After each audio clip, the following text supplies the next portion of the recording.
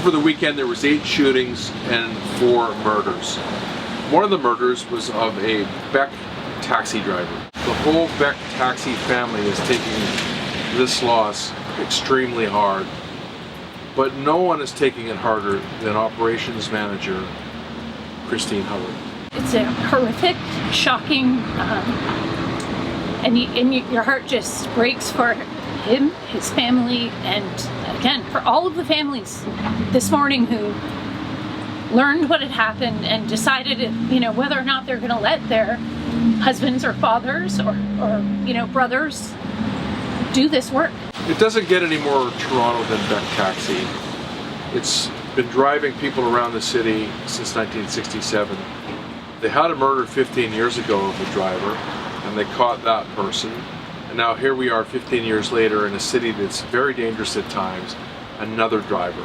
Pretty big story, and yet when you go to the scene there's no flowers there. All there is a bit of the fence, and you can see where the tracks of the car that hit the fence.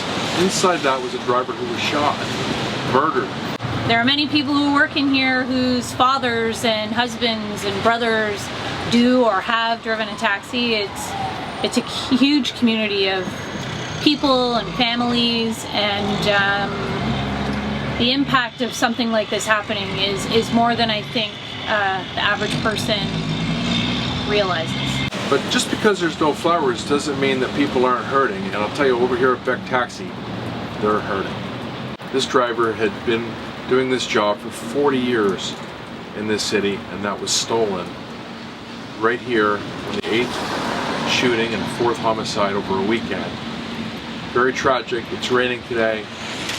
It's raining inside because everybody's very devastated. For the Toronto Sun with Ernest Rosick, Joe Warmington.